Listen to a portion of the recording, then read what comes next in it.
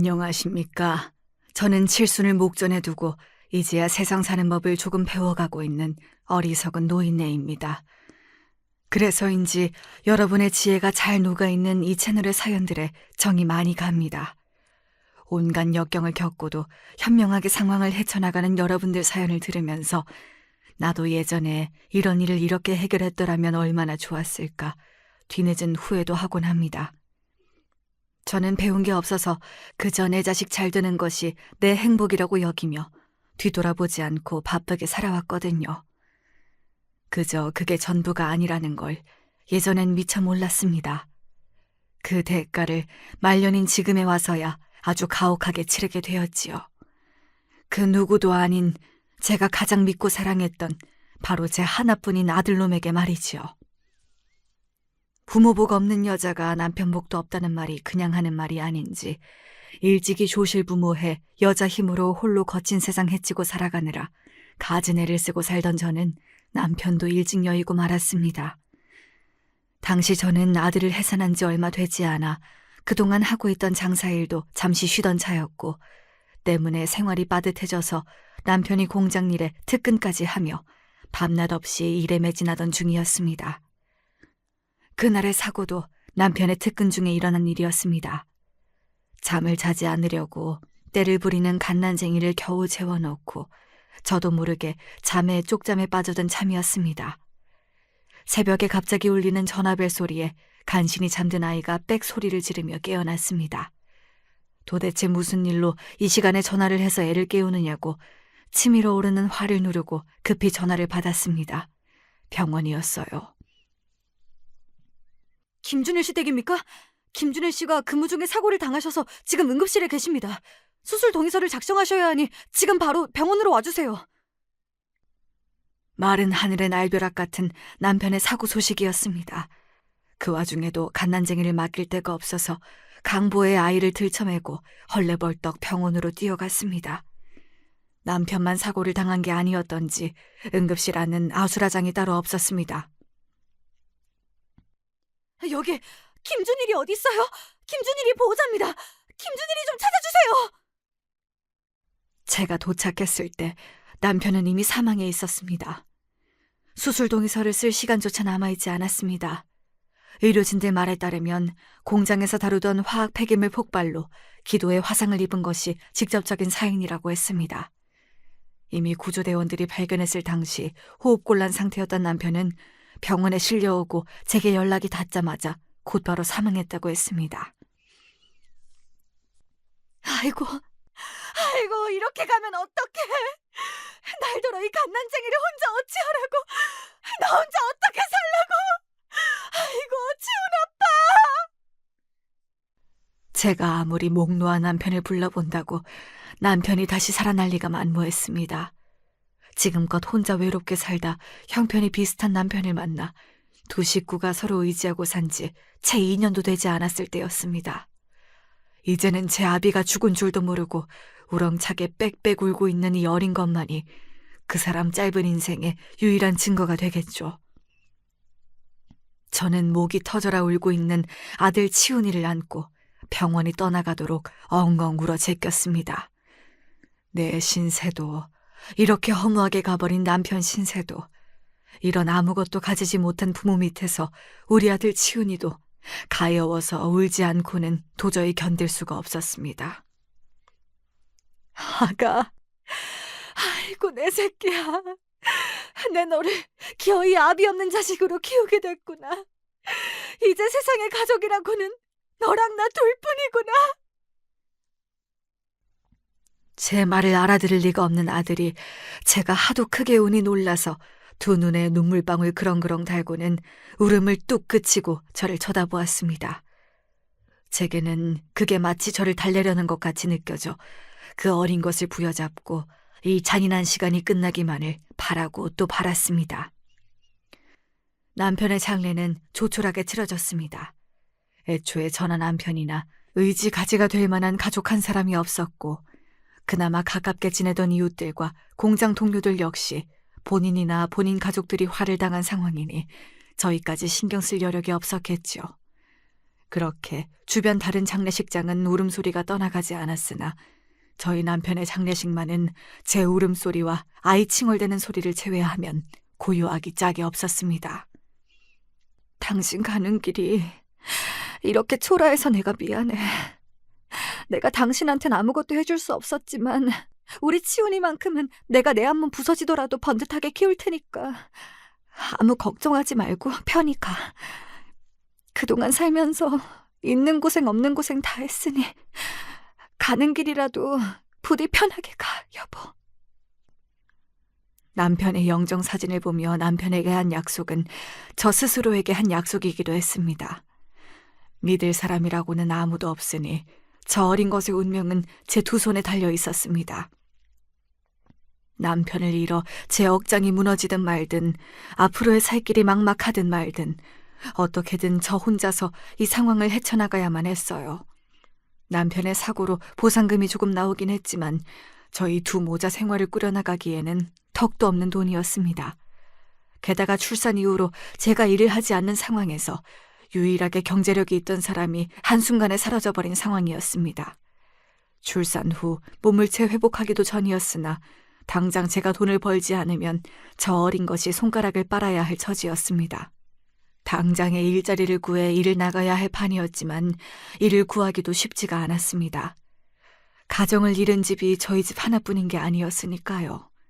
갑작스레 가장을 잃은 다른 집 여자들도 일자리를 구하려고 눈에 불을 켜고 있었고 본래 일을 하거나 본인 장사를 하던 집들도 수입의 큰 부분을 잃었으니 허리띠를 졸라매는 형국이었습니다. 원래 일을 하던 사람도 빠듯해서 해고를 할 판에 금방 해산한 저를 새 직원으로 써줄 리가 만무했습니다. 원래 아이를 낳기 전까지는 저도 식당 장사를 하던 집에서 손을 거들며 가게의 보탬이 되었으나 예전에 일을 하던 곳으로도 돌아갈 수 없었습니다. 내가 자기 사정이 딱하게 된 걸 뻔히 알면서도 이럴 수밖에 없어서 정말 미안하네. 온 김에 국밥이라도 한 그릇 먹고 가. 예전 사장님의 바깥분도 화상 때문에 길게 병원 신세를 지고 계셨습니다. 다행히 제 남편과 다르게 목숨은 건지셨지만 하반신에 화상을 심하게 입으셔서 더 이상 일을 하시긴 어려울 거라는 의료진 소견을 들었다며 한숨을 쉬시는 예전 사장님께 더는 어려운 부탁을 드릴 수가 없었습니다. 다들 험한 일을 겪었으니 이해해요. 그치만 이제 젖먹이 분유 살 돈도 부족해질 텐데 정말 앞이 깜깜하네요. 제 말을 안타깝게 듣고 계시던 사장님이 갑자기 무슨 생각이 떠오르신 건지 제게 말씀하셨습니다. 그러고 보니 그 공장 사고 난 자리 말이야. 거기 수습한다고 인력이 많이 드나들 거란 말이지. 자기 남편이나 우리 남편이나 거기서 사고를 당했으니 꺼림칙하긴 하지만 그래도 당장 입에 풀칠하는 게 먼저 아니겠어? 그쪽 사람들이 정신이 없어서 나와서 식당에도 못 가는 모양이더라고. 자기 솜씨 좋은 거야 내가 보증하는 거고. 김밥이라도 말아서 점심때라도 그 앞에서 장사를 해보면 어때? 자기도 아직 애가 너무 어려서 종일 나가 있기는 힘들 거 아니야. 사장님 말에 제 귀가 솔깃해졌습니다. 남편을 앗아간 곳이긴 하지만 사장님 말씀대로 제 처지가 찬물 더운 물 가릴 형편이 못 되었어요. 결혼 전에 일하던 다른 식당에서 하루에 1,000줄도 넘게 김밥을 싸본 경력이 있으니 김밥 많은 것 정도야 저한텐 일도 아니었습니다. 저는 그날에 당장 장을 봐다가 김밥을 말아 다음날 점심이 되기 1시간 전부터 매일같이 공장 앞으로 나가기 시작했습니다.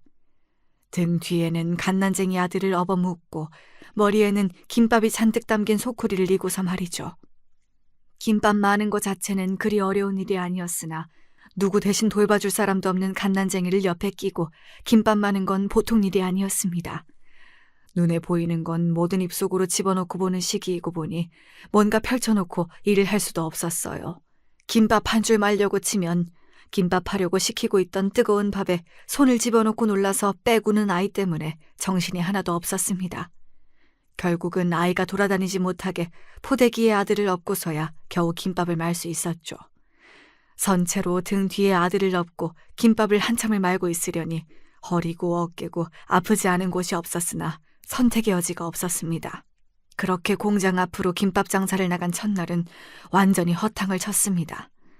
안에 북적북적 사람 말소리가 나는 게 분명 사람이 있는데도 불구하고 누구 하나 공장 바깥으로 나오는 사람이 없더라고요.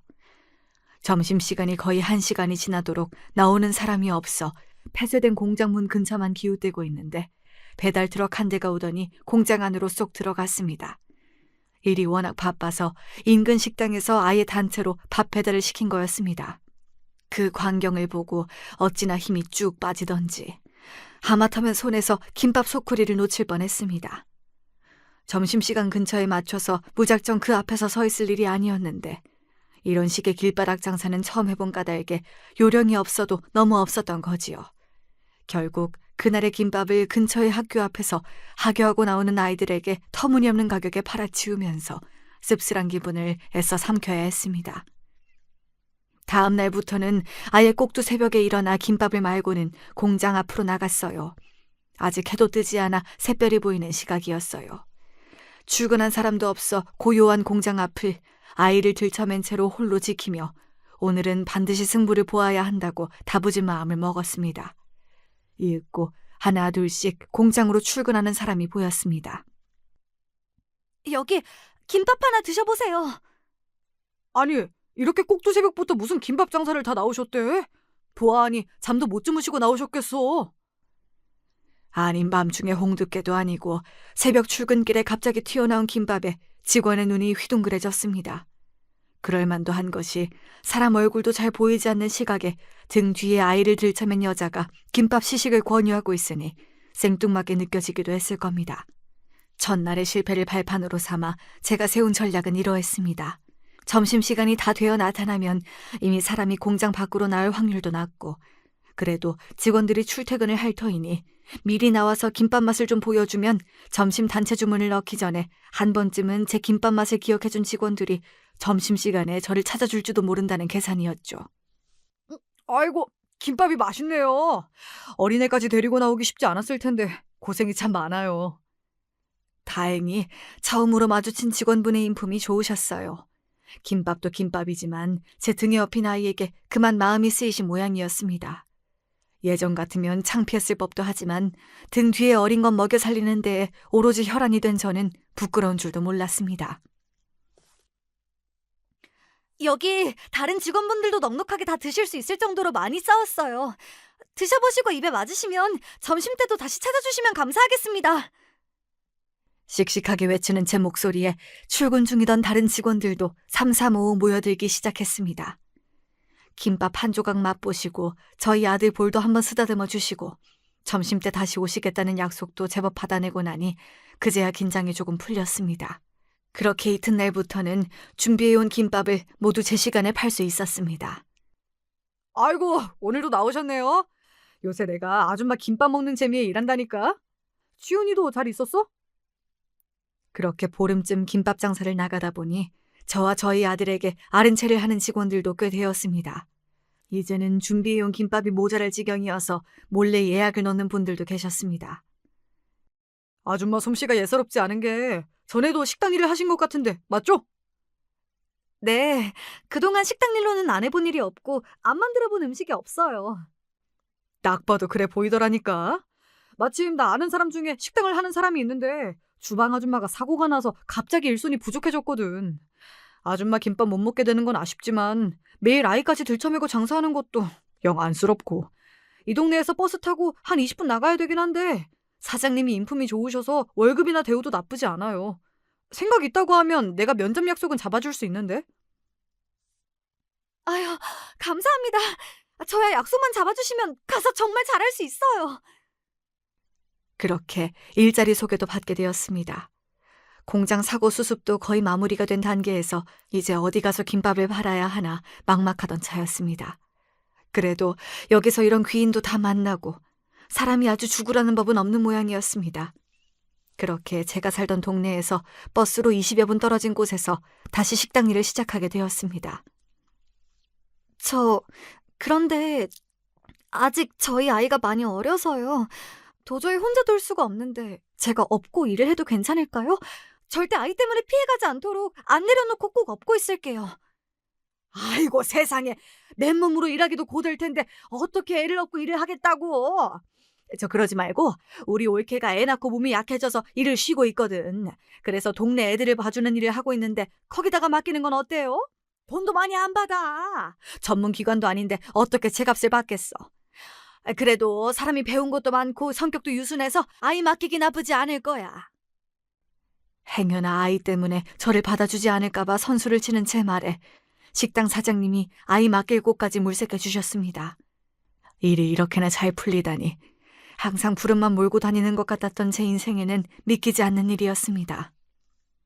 나도 우리 애 아빠 젊어서 잃고 고생이란 고생은 다 해가며 여기까지 왔거든. 지훈 엄마 보니까 내가 남 같지가 않아서 그래. 애 걱정은 하지 말고 우리 일만 잘해줘요. 일만 잘 해주면 우리도 할 수 있는 지원은 다 해줄 테니까. 응? 감사합니다. 정말 감사합니다. 사장님에게 감사한 마음만큼 더욱 열심히 일했습니다. 식당에서 이런 경험이 다수인 까닭에 새로 들어왔음에도 금세 손에 익게 익숙하게 일을 해내는 저를 식당 사장님께서도 마음에 들어 해주셨어요. 처음 소개해 주셨던 사고수습 직원분 말씀대로 월급도 나쁘지 않은 편이었습니다. 오히려 결혼 전에 집 근처에서 일할 때보다 보수가 많아 저희 두 모자의 생활도 조금씩 펴기 시작했습니다. 아이도 날이 갈수록 무럭무럭 자라기 시작했습니다.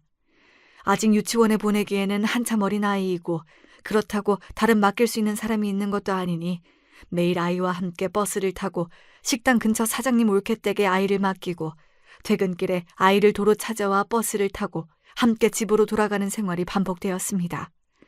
그렇게 매일같이 아이와 식당에 함께 가고 또 사장님 친인척에게 아이를 매일 맡기다 보니 사장님 댁과도 자연스레 가족같이 지내게 되었습니다. 아직 지훈 엄마 나이도 어린데 정말 재혼 생각은 없어? 요새는 재혼했다고 데려온 자식들 함부로 대하고 그런 경우 잘 없어. 나 성사시켜준 재혼 가정도 지금 재혼하고 10년이 다 되어가도록 아주 잘 살아. 말씀은 고맙지만 그래도 저는 우리 치훈이만 보고 살기로 다짐했어요. 저 정말 재혼 생각 없어요, 사장님. 아이고, 청춘이 아까워 그러지, 청춘이. 나도 이날 이때까지 혼자 살았지만 내가 치훈 엄마 나이였으면 확 새 시집 가버렸을 거야. 치훈이 생각하는 맘도 충분히 알지만 혼자 저 어린 거 키우며 얼마나 외롭겠어. 저 정말 괜찮아요. 저는 우리 치훈이만 있으면 돼요. 아닌 게 아니라 그게 정말 저의 진심이었어요.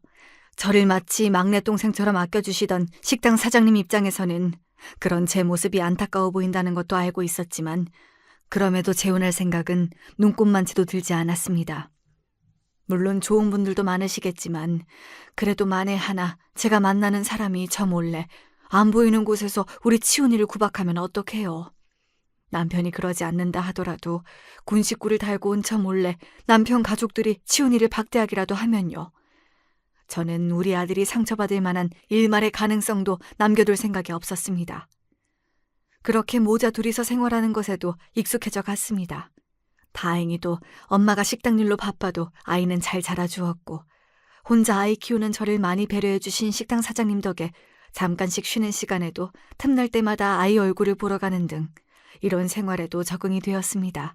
악착같이 벌어 아득바득 아껴가며 산 덕분인지 아이가 유치원에 갈 무렵에는 저축도 제법 쌓여 있었습니다. 하지만 그건 저 혼자만의 노력 덕분은 아니었어요. 홀로 아이 키우는 저를 배려해 주신 사장님 덕분이었고 사설 어린이집과는 비교도 되지 않을 정도로 저렴한 금액에 저희 아이를 살뜰히 돌봐주신 올케분 덕택이었죠. 그 두 분은 지금 생각해도 그 은혜를 다 갚을 수 없을 정도로 제겐 평생의 은인이십니다. 아이가 말이 트이고 유치원에 갈 정도가 되자 24시간 아이에게만 쏟아야 했던 관심을 조금은 돌릴 수 있게 되어 저도 숨통이 좀 트였습니다. 그 무렵이 되자 사장님께서 또 제안을 하셨어요. 이제 지훈이도 유치원 다니고 있고 앞으로 학교 가면 더 제 앞가림 할 테고 자기도 이제 자기 식당 해볼 생각 없어? 에이, 사장님도 제 형편 아시면서 틈틈이 저축은 해왔어도 아직 그러려면 한참 멀었어요. 자기 혼자서야 그렇지만 동업을 하면 훨씬 빨리 독립할 수 있지 않겠어? 동업이요? 그래, 동업. 실은 말이야. 내 여동생이 이번에 분식집을 열까 하고 있는데 걔가 음식 솜씨는 좋은데 장사를 해본 적이 없어서 내가 아주 그냥 물가에 애 내놓는 심정이야. 그런데 자기는 음식도 잘하고 장사 경험도 많아서 손님 응대도 걱정 없고 이왕이면 내가 좋아하는 사람 둘이서 장사 시작하면 나도 좋고. 사장님 제안에 솔깃했습니다. 사장님 동생이야 진작 만나뵌 적이 있거든요. 그 집 식구들이 다들 인품이 좋아 마음이 갔습니다. 그래도 동업하려면 돈이 꽤 많이 들 텐데 제가 그게 감당이 안 될 것 같아서요. 누가 자기 보고 딱딱 절반 다 내래? 그렇다고 아예 돈이 안 들어가면 지금처럼 직원으로 일하는 거랑 다를 바가 없으니까 자기도 지분을 좀 넣고 당당하게 사장님 행세하라 이거지. 그렇게 저는 생각지도 못하게 사장님 동생과의 동업을 시작으로 생애 처음으로 제 가게의 주인이 되었습니다. 물론 저보다 사장님 동생이 훨씬 자금을 많이 대셨지만 그래도 일부나마 제 가게는 제 가게였지요. 지훈이가 대학 갈 즈음에야 내 가게를 열어볼 수 있지 않을까 막연히 생각만 했던 꿈이 갑작스레 이루어지자 밤에 잠도 잘 오지 않을 정도로 설레었습니다. 살면서 온전한 제 것을 가져본 적이 거의 없었던 저이기에 혹시 지금의 행복을 누군가에게 빼앗기진 않을까 괜한 불안감에 휩싸이기도 했습니다. 가게가 정말로 개업을 하고서야 진짜로 내가 사장님이 되었구나 하는 것을 실감할 수 있었어요. 지훈아, 여기가 엄마 가게야. 엄마 이제 사장님이다? 우와, 진짜? 그럼 나 이제 매일매일 떡볶이 먹을 수 있어? 그럼 엄마가 사장님인데 치훈이 먹고 싶을 때 아무 때나 떡볶이 먹을 수 있지. 제가 더 의기양양해하는 아들 녀석을 보자 그간의 고생이 모조리 씻겨나가는 기분이었습니다. 제 것이 주는 동기부여란 정말 굉장했어요. 아무리 일을 하고 또 해도 지치지 않는 기분이었어요. 아이고 치훈 엄마 그러다 몸살나. 장사 하루 이틀 하고 말 거야? 오늘은 그만하고 치훈이랑 가서 맛있는 거라도 좀 먹어. 항상 저희 가족을 살뜰하게 챙겨주는 동업자와의 관계도 매우 좋았습니다. 제 인생의 가장 빛나는 시절을 꼽자면 그 시절이 아닐까 싶습니다. 눈에 넣어도 아프지 않을 아들은 건강하고 밝게 잘 자라나고 있었고 저는 평생 이룰 수 있을지도 장담할 수 없었던 사장님이라는 꿈을 이루게 되었으니까요. 저도 동업자도 손맛이 나쁘지 않아도 단골 손님들도 금방 붙었습니다. 분식집을 시작한 지 2달도 채 되지 않아 저희 가게는 인근 지역에서 사람이 가장 몰리는 맛집이 되었어요. 아이고 그동안 치훈이 혼자 키운다고 그리 무진애를 먹더니만 이게 다 이렇게 잘 되려고 그랬는가 보다. 애초에 언니 아니었으면 저한테 사장님이 언감생심 꿈이나 꿀 수 있는 일이었나요? 다 언니들 덕분이에요. 제가 항상 감사해요. 아이고 이 사람이 입에 침도 안 바르고 민망하게. 가게 장사 잘 돼, 치훈이 공부 잘해. 이게 다 자기 복인 거지. 제게 은인인 식당 사장님과 동업자의 호칭도 자연스럽게 언니로 바뀌었습니다. 평생 가져본 적이 없는 형제자매지만 실제로 제게 형제자매가 있었으면 꼭 저 2사람 같을 것만 같았어요. 말 그대로 웃을 일이 가득한 나날이었습니다. 언니 말대로 초등학교에 입학한 아들 치훈이는 공부를 제법 잘했습니다. 저도 제 아빠도 제대로 배울 기회가 없어 학교도 많이 다니지 못했는데 공부를 곧잘 해주는 아들이 기특했습니다. 그맘때 아이 키우는 모든 부모의 가장 큰 자랑거리라면 역시 공부 잘하는 아이들이 아니겠습니까? 저는 마치 모든 것을 다 가진 듯한 기분에 내 인생에 살면서 이런 날이 다 오는가 싶었어요. 아줌마, 안녕하세요. 그래, 어서 와. 우리 떡볶이 2인분에 튀김이랑 순대랑 어묵도. 그래, 많이 줄 테니까 어서 가서 앉아. 반에서 1등을 한 기념턱을 낸다며 제 친구들을 끌고 온 아들 얼굴에 자신감이 가득 차 있었습니다. 밥을 먹지 않아도 배가 불렀죠. 아이의 앞길을 위해 더 열심히 일하리라 매 순간 다짐했습니다. 그러던 아이가 급격히 어두워진 것은 중학교에 입학한 다음부터였습니다. 초등학교 때에는 손쉽게 전교권에서 머물던 아이가 중학교에 들어가고서부터는 학업을 따라가는 것이 버거운 모양이었습니다. 입학한 후 첫 시험에서 반에서 10등 안에도 겨우 들어가자 아이 입이 대빨 나왔습니다. 다른 애들은 중학교 들어오기 전부터 선행학습이다 뭐다 방학 때 서울에 있는 큰 학원에서 수업 듣고 과외도 받으니까 당연히 나 같은 건 뒤떨어질 수밖에 없지. 나도 그런 거 들었으면 지금보다 훨씬 더 잘했을 거야. 아이는 자존심이 강한 편이었어요. 누가 성적으로 제 위에 있는 게 견디기 어려웠을 겁니다. 저는 제 딴엔 신경을 쓴다고 쓴 거였는데 아이에게 미치지 못했다고 생각하니 미안해졌습니다. 미안해, 아들. 엄마는 이 근처 학원밖에 몰라서 그것밖에 못 보내줬는데 그런 것도 있었구나. 지금이라도 필요한 게 있으면 전부 엄마한테 말해. 엄마가 무슨 수를 써서라도 다 보내줄게. 결국 아이는 방학 때 듣는 학원 특강 외에도 과외를 2개나 받게 되었습니다. 그동안 아이 교육비를 써오지 않은 건 아니었지만 갑자기 급격하게 증가한 교육비에 가게가 휘청거릴 정도였습니다. 그렇지만 혹시 이럴까봐 아이가 내게 미리 얘기하지 못한 건 아닐까 싶어서 아들에게는 티를 내지 않으려 노력했습니다. 그나마 그동안 열심히 돈을 모아둔 것이 다행이었습니다. 그 무렵 함께 일하던 동업자의 건강이 안 좋아졌어요. 둘이서 일하던 것을 혼자 하게 되는 날이 잦아지자 더는 안 되겠던지 동업자가 먼저 제안을 해왔습니다. 치훈 엄마, 계속 이렇게 며칠씩 빠지는 거 치훈 엄마한테도 너무 민폐고 나도 이런 식으로는 길게 못할 것 같아. 그래서 말인데 가게를 완전히 자기한테 넘기는 게 맞는 것 같아. 이렇게 갑자기요? 아니야, 진작 이렇게 하는 게 맞는 거였어. 둘이 하던 걸 혼자 하려면 힘이야 더 들겠지만 가져가는 건 더 많아질 테니 그렇게 나쁘진 않을 거야. 요리만 자기 혼자서 맡고 정리나 설거지 같은 허드렛 일 같은 건 알바 써도 되고 그동안 나 대신 자기가 혼자 고생한 것도 있고 가게 앞으로 돈 넣어놓은 거는 다는 뺄 생각 없으니까 생각보다 자기가 부담스럽진 않을 거야. 요새 치훈이 과외비며 돈 들어갈 때도 많다고 했잖아. 하던 걸 갑자기 그만둘 수도 없을 거고 길게 보면 자기한테도 이게 더 나을 거야. 동업자의 말은 일리가 있었습니다. 이대로 가다간 정말 밑빠진 독에 물붓기가 될 판이었어요. 제 몸이 좀 고되긴 하겠으나 확실히 수입도 많아질 테지요. 잠시간의 고민을 마치고 저는 분식집을 완전히 넘겨받기로 했습니다. 치훈아, 엄마 가게 완전히 넘겨받게 됐다? 이제 엄마 진짜로 단독 사장님이야. 그래봤자 하던 일 똑같이 하는 거 아니야? 단독 사장님이라고 별로 달라지는 것도 없겠구만. 몇 년 전까지만 하더라도 이런 소리를 들었으면 자기가 더 기뻐 날뛰었을 건데 사춘기를 맞이한 아들은 전에 없이 냉소적이었습니다. 사춘기에 성적 스트레스까지 예민해진 아들에게 서운한 마음을 애써 감추었습니다.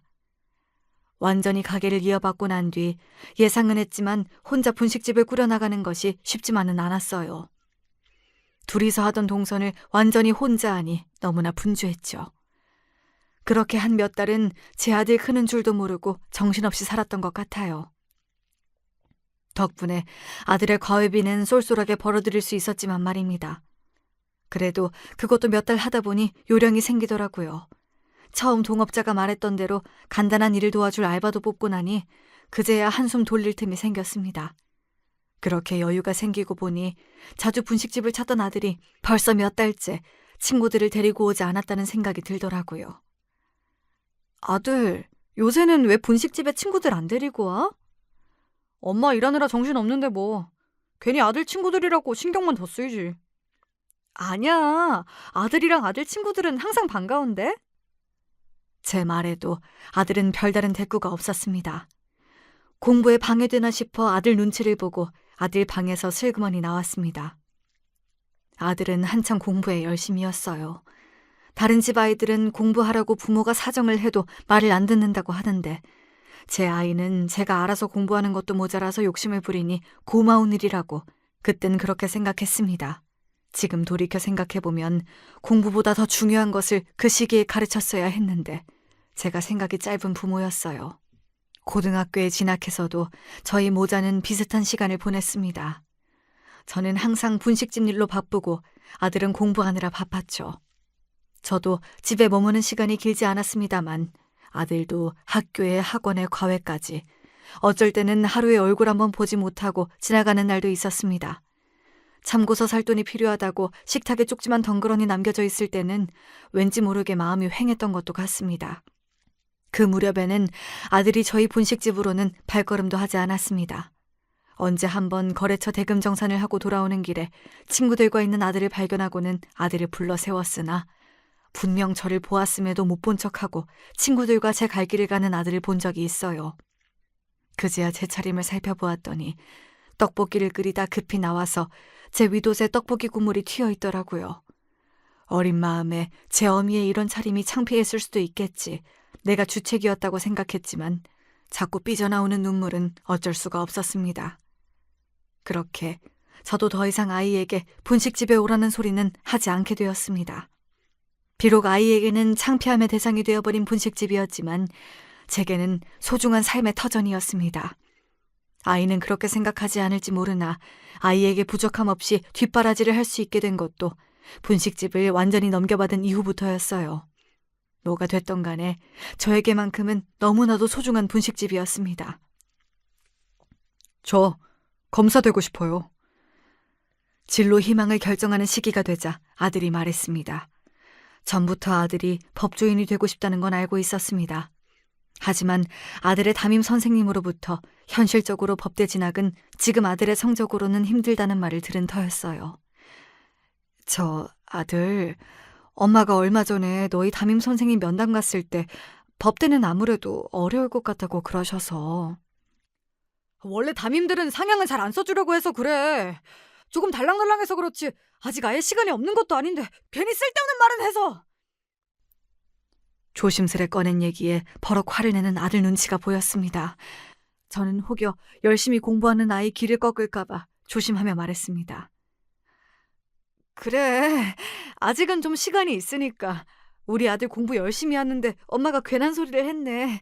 우리 아들이야 한다면 하잖아. 말은 그렇게 했지만 저러다 원하는 곳에 붙지 못하고 재수를 하면 아이가 얼마나 방황을 할까 싶어 걱정이 되었습니다. 결과적으로 아이는 법대 입학엔 실패했습니다.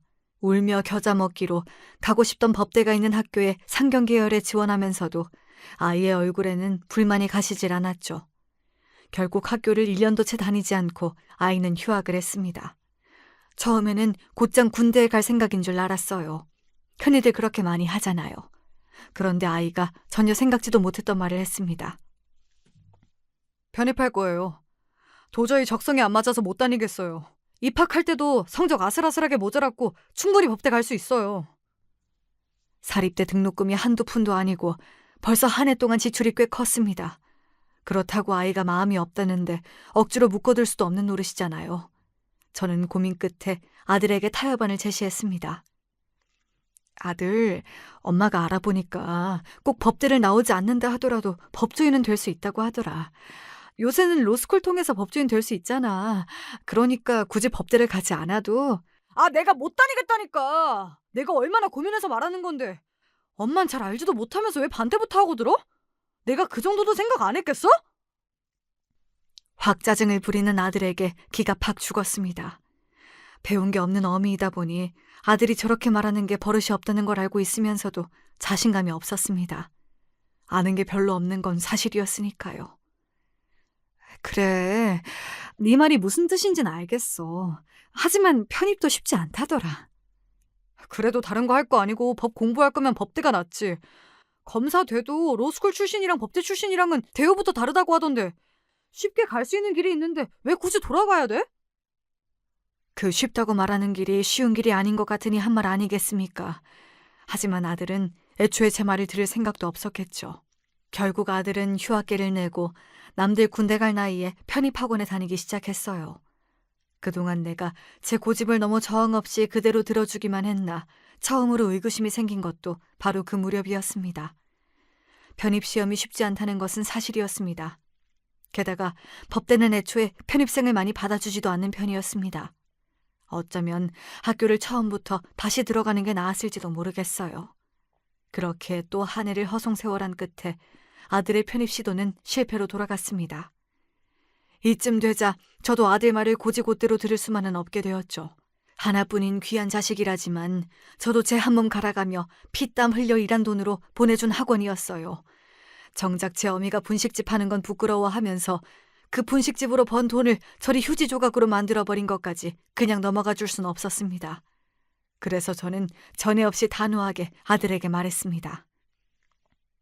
그동안은 너를 믿고 있었기 때문에 아무 말 없이 네가 원하는 대로 들어줬지만 이제 더는 안 되겠다. 분명 처음에 엄마가 졸업하고 로스쿨 진학하는 걸로 타협 보자고 했을 때만 해도 너 당연히 편입할 수 있는 것처럼 쉽게 얘기했어. 너한테 이런 얘기까지 하고 싶진 않지만 그동안 네 앞으로 들어간 학원비의 등록금만도 수천이야. 너 네가 하고 싶은 대로 하겠다는 것도 이제 머리 굴고 어른이 됐으니 네 뜻대로 하겠다는 거 아니니? 그럼 어른으로서의 책임도 져야지. 엄마 돈 가져다 쓸 때는 자식이니까 괜찮고 엄마가 엄마 뜻 이야기하는 건 싫어? 그건 네가 생각해도 좀 아니지 않니? 한 번도 제게 이런 말을 들은 적이 없는 아들이니 당황한 기색이 역력했으나 제가 들어봐도 틀린 구석이 하나도 없는 말이었습니다. 거기다 제 의견 주장을 하려면 최소한 편입이라도 합격을 했어야 할 텐데 그것도 아니니 더더욱 할 말이 없었겠죠. 결국 아들은 군대에 다녀온 후 복학해 나머지 학기를 마치고 로스쿨에 진학하는 것으로 저와 합의를 했습니다. 제 입장에서 할 말이 없으니 저를 따르긴 했지만 아들에게 아직 불만이 한가득이라는 건 모를 수가 없었습니다. 이러니 저러니 해도 제가 그 아이의 엄마잖아요. 욕심도 많고 자기 주장도 강한 아이가 제 뜻이 꺾였으니 자존심이 상해도 여간 상한 게 아니었겠죠. 하지만 본인으로서도 딱히 뾰족한 수가 없었을 겁니다. 그렇게 제대 후 아들은 복학을 하고 졸업 후에 로스쿨에 진학하게 되었습니다. 로스쿨 2년 과정이 끝나면 법조인으로서의 자격시험을 치를 수 있으니 이번에야말로 별탈 없이 아들의 뜻을 이룰 수 있기만을 바라고 또 바랐습니다. 로스쿨에 진학한 이후 아들 얼굴 보기는 더 힘들어졌어요. 어찌됐든 본인이 그토록 하고 싶어 하던 공부를 시작했으니 밤늦게까지 공부하는 것에 별다른 생각은 없었습니다. 그 와중에 로스쿨에서 만난 여학생과 연애를 시작했다는 걸 눈치챘지만 아들에게 티를 내진 않았습니다. 그저 그때까지 그랬듯이 분식집에서 열심히 떡볶이 만들어 팔며 정직하게 번 돈으로 아들 뒷바라지에 여념이 없었죠. 드디어 로스쿨 과정을 수료하고 아들이 처음으로 변호사 시험에 응시했지만 그만 불합격하고 말았습니다. 아들의 꿈은 애초에 변호사가 아니라 검사였어요. 제가 알기로 검사 임용이 되려면 필수로 변호사 시험에 응시해야 하는 걸로 알고 있어요. 그런데 아들은 검사 임용을 위해 필수적으로 통과해야 할 변호사 시험에서조차 떨어진 겁니다. 속으로는 그간 아들 뒷바라지를 하기 위해 했던 고생을 생각하지 않을 수가 없어 속이 쓰렸으나 저보다도 더 속이 쓰릴 아들을 생각해 내색하지 않았습니다. 변호사 시험에 떨어지고 한동안 아들은 말 그대로 술독에 빠져 살았거든요. 일부러 들은 건 아니지만 우연히 방에서 아들이 여자친구와 통화하는 걸 듣고 아들 여자친구는 이번에 변호사 시험에 합격했다는 사실을 알게 되었습니다. 자존심이 강한 녀석이니 여자친구의 합격 소식이 더욱 뼈아프게 느껴졌을 겁니다. 아들, 변호사도 참 좋은 직업 아니니? 애초에 검사는 그렇게 많이 뽑지도 않고. 무슨 말씀이세요? 애초에 저는 검사 되고 싶어서 로스쿨 들어온 건데. 붙을 수만 있다면야 제가 무슨 이유로 반대를 하겠습니까? 하지만 아들의 고집을 아는 저로서는 걱정이 되지 않을 수가 없었죠. 당장 변호사 시험에 붙을지도 모르는데 검사가 웬 말이에요. 저러다 아들이 장수생이 되는 건 시간 문제였습니다. 제 염려에도 고집을 꺾지 않던 아들은 결국 2번 더 변호사 시험에서 떨어지고 나서야 변호사가 되는 것으로 목표를 하향 조정했습니다. 그나마도 붙을 수 있을지는 미지수였지만요. 이제 아들의 나이도 적지 않았어요. 이번에도 떨어지면 대체 저 아이를 어찌해야 하나 속이 시꺼멓게 타들어갈 무렵 간신히 아들이 변호사 시험에 합격했습니다. 아들, 정말 고생 많았어. 우리 아들이 이제 정말 법조인이구나. 간신히 합격이라도 합격은 합격이니까요. 기뻐하는 제 모습에도 아들 얼굴이 그리 밝지만은 않았습니다. 아들, 오늘같이 좋은 날에 표정이 왜 그래? 무슨 안 좋은 일이라도 있어? 합격은 했는데 사실 제 성적이 그렇게 좋은 편은 아니라 벌써 로펌에서 스카우트 받을 만한 애들은 다 받았는데 아무래도 이번에 로펌에는 못 들어갈 것 같아요. 기껏 변호사 시험에 합격했는데 취직을 못할 것 같다니요. 제겐 청천벽력 같은 소식이었습니다. 답지 않게 제 눈치를 살피던 아들이 말했습니다. 그래서 변호사 사무실을 개업해야 할 것 같은데. 아니, 변호사 사무실이 누구 개 이름이랍니까? 건물 임대료도 만만치 않을 텐데 로펌 취직도 안 되는 아들이 과연 그걸 감당할 수 있을 만큼 수입료를 받을 수 있을지 앞이 깜깜했습니다. 엄마, 저 마지막으로 한 번만 도와주세요. 곧 결혼 얘기도 나올 것 같은데 자기 사무실도 없는 놈한테 누가 딸을 내주려고 하겠어요. 그것까지만 해주시면 저 정말 잘할 테니까 마지막으로 딱 한 번만요. 예?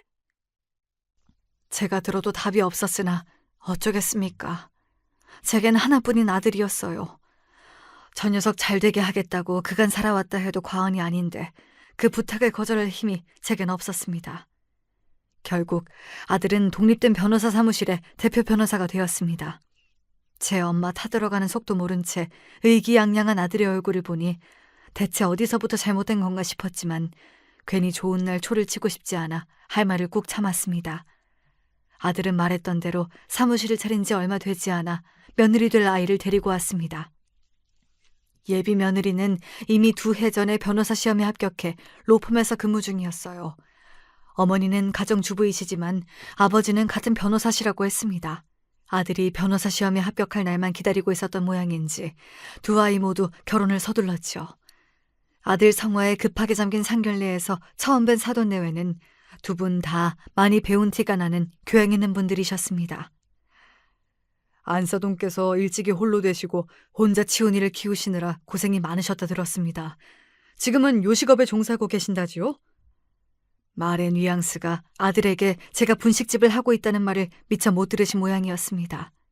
아들 녀석이 제 옆에 앉아 식은땀을 흘리고 있더군요. 저는 제가 분식집을 한다는 게 추호도 부끄럽지 않습니다만 옆에 녀석은 전혀 그렇게 생각하질 않으니 사돈 앞에서 할 말이 없어지더군요. 마치 제가 사돈을 속이는 것만 같았습니다. 이런 찜찜한 기분으로 아들 결혼을 진행시켜도 되는가 싶은 제 속마음과는 다르게 결혼은 빠르게 진행되었습니다. 신혼집은 며느리 쪽에서 반, 아들 쪽에서 반을 해가기로 했지만 아직까지 아들에게 벌이가 없으니 결국 또 제 돈이 들어갈 수밖에 없었죠. 이러니 저러니 속썩을 일은 많았다지만 아들과 결혼했으니 며느리도 이제는 제 자식이었습니다. 있는 집안에 잘 배운 아이이니 아주 어렵지 않다고 하면 거짓말이었겠으나 그래도 정말로 며느리와 잘 지내고 싶었습니다. 하지만 요즘 젊은 여자들이 시댁과 가깝게 지내는 걸 좋아하지 않는 거야 배운 것 없는 저도 잘 알고 있었기에 며느리 귀찮게 하는 일이 없도록 제 나름대로는 신경을 썼습니다. 그러다 결혼하고 처음으로 맞이하는 며느리의 첫 생일을 일주일 앞두고 고민 끝에 며느리에게 전화를 한 통 걸었습니다. 예, 내가 아들 편에 반찬을 좀 해서 보낼까 하는데 내가 아직 너 좋아하는 반찬은 얘기를 전해들은 적이 없어서 뭐 먹고 싶은 거 있으면 나한테 얘기를 좀 해줄래? 제 딴은 호의였는데 며느리 입장에선 불편했던 모양입니다. 며느리 반응이 별로 반갑게 느껴지지 않았어요. 어머님, 저나 그 사람이나 일하느라 바쁘고 집에서 밥 먹을 때 거의 없어요. 그냥 치훈 씨 좋아하는 반찬 있으면 그 사람 반찬이나 해서 치훈 씨 편에 들려주세요. 통화를 마치고 나니 그러지 않으려 해도 서운한 마음이 불쑥 치고 올라오더라고요. 제가 저보고 반찬 가지러 오라고 한 것도 아닌데 불어 선을 긋는 것 같아 괜한 호의를 보인 건가 싶었습니다. 그때 아들에게서 전화가 왔습니다. 엄마, 그 사람한테 반찬 가지러 오라고 그러셨어요?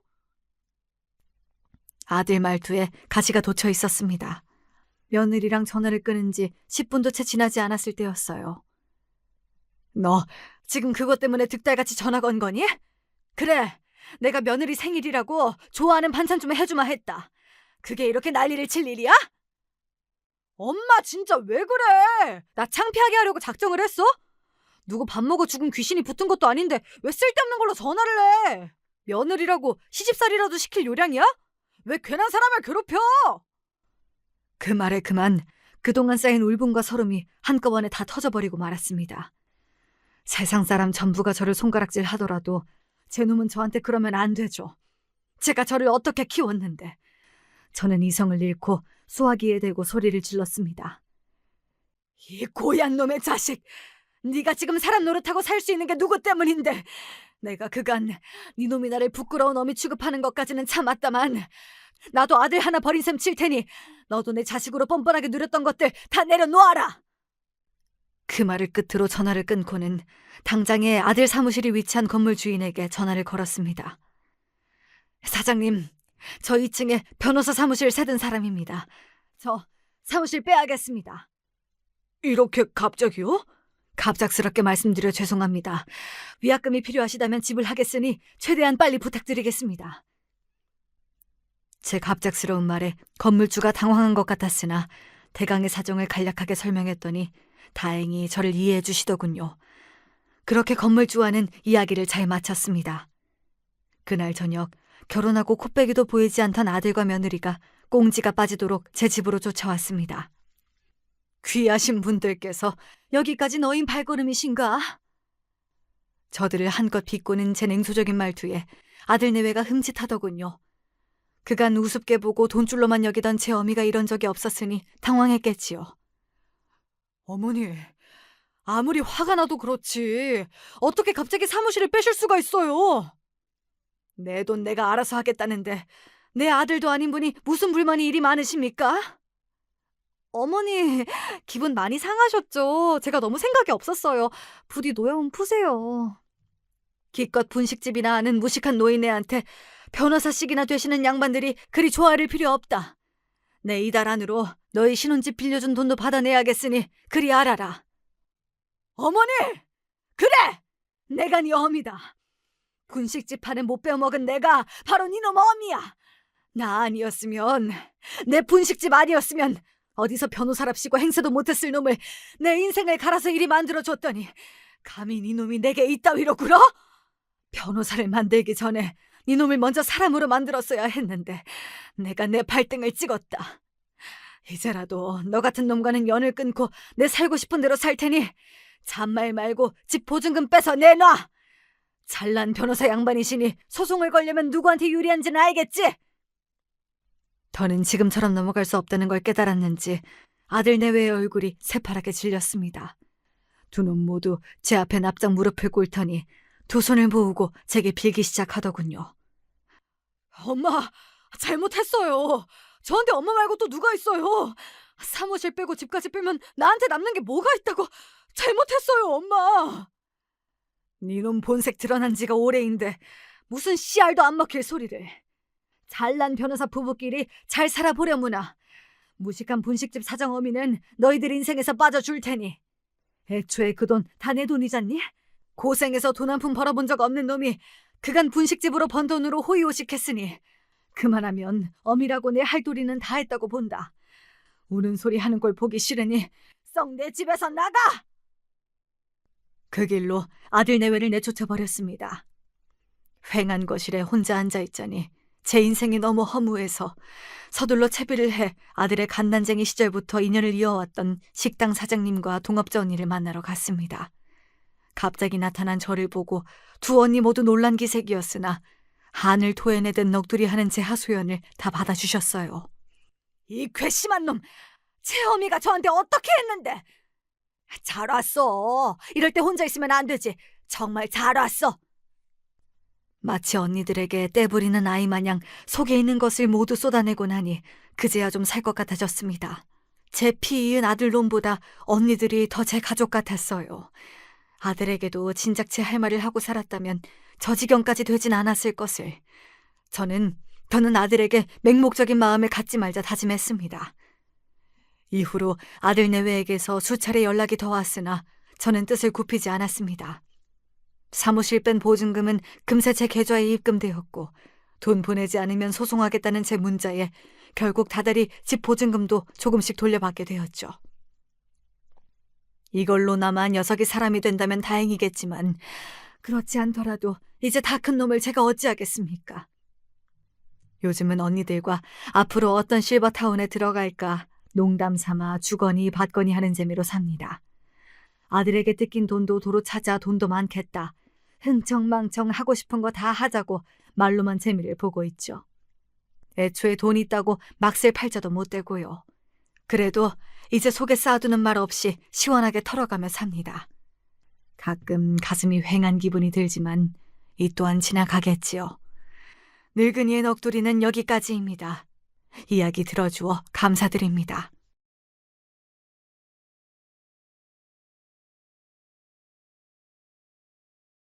안녕하세요. 여러분 중에서도 혹시 지금 현재 살고 계신 모습과 옛날 과거가 영 딴판인 분들이 계실까요? 흔히들 젊은 만큼 값어치가 뛰어난 것은 이 세상에 없다고 하던데 젊으셨을 적에 너무 많은 고생을 하시고 힘드셨던 분들은 아마 누가 과거로 돌려주겠다 하면 기뻐하는 게 아니라 질색팔색을 하실지도 모르겠어요. 저도 조금은 그렇거든요. 때로는 자기 안에 있는 이야기를 꺼내놓는 것만으로도 사람은 크게 위안을 얻곤 한답니다. 저도 그런 심정으로 제가 살아온 이야기를 오늘 이 자리에서 사연으로 적어보네요. 도시에서만 살아온 게 수십 년의 세월이지만 원래 저의 고향은 고즈넉한 시골 마을에 지나지 않았습니다. 사람 사는 냄새가 물씬 나는 시골 마을이었는데 애석하게도 너나 할 것 없이 형편들이 안 좋았어요. 제 친정집도 그랬습니다. 저는 오남매 중에 둘째였고 위로는 친정 오빠가 집안의 장남으로 있었고 아래로는 허구한 날 네가 더 배고프냐 내가 더 배고프냐를 두고 말다툼이나 벌이는 친정 여동생들이 셋 있었지요. 친할아버지를 모시고 살았습니다. 할머니께선 제가 6살 무렵에 돌아가셨고요. 부모님께선 가난 속에서 자식들을 키우시기 위해 돈을 버시느라 여념이 없으셨으므로 집안일에 신경을 쓰실 수가 없었죠. 친정 부모님께선 동이 트기 전에 새벽부터 일을 나가셨다가 해가 떨어지고 나서도 한참이 지난 때가 되어서야 귀가를 하시곤 했습니다. 지금은 초등학교 다니는 아이들을 보면 순전히 아기 같아 보이는데요. 저는 그 나이 때에 이미 온갖 일을 다 했었습니다. 온 식구들의 밥을 차리기 위해선 깜깜한 새벽에 일어나야 했죠. 지금처럼 손가락 한번 까딱하면 불이 켜지는 가스레인지가 웬 말인가요? 연탄조차 없던 시골 동네였습니다. 아, 제발 불 좀 붙어라. 이러다가 밥 짓는 게 늦으면 학교에도 지각을 하고 말 텐데, 이번에 또 늦으면 대체 뭐라고 변명을 해야 할까?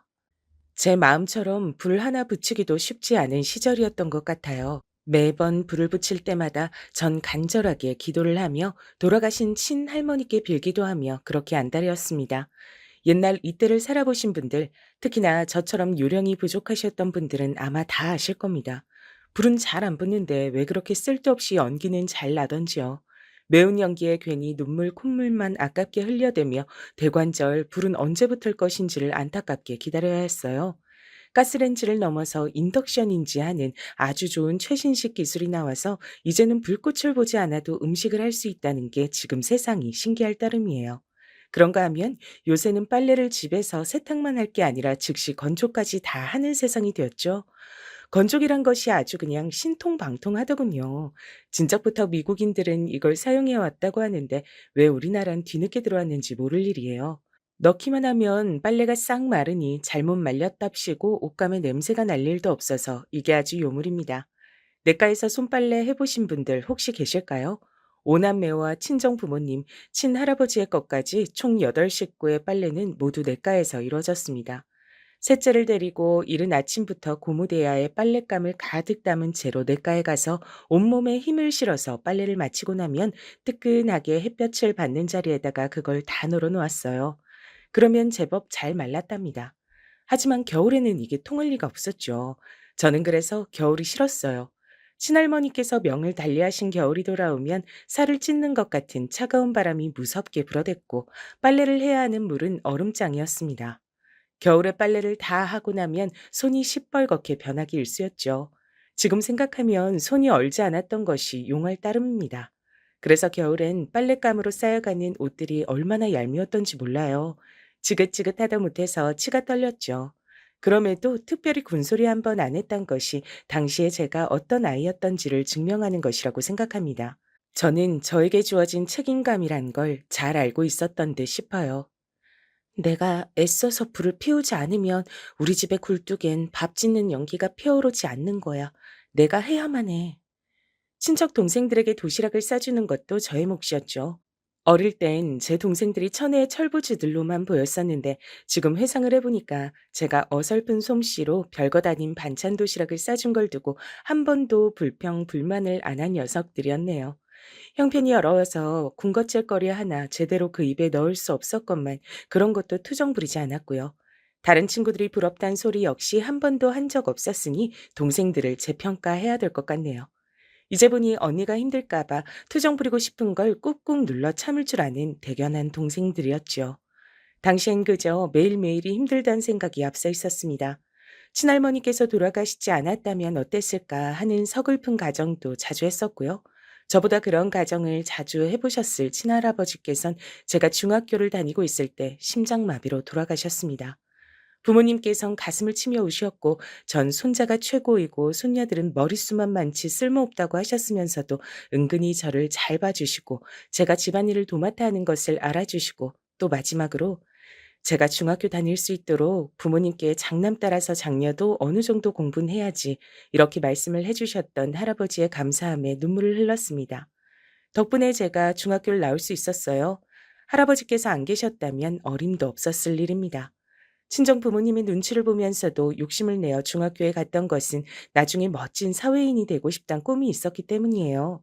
서울에서 살다가 온 이웃집의 언니, 오빠가 들려준 도시 생활 이야기는 제 가슴을 뜨겁게 만들었죠.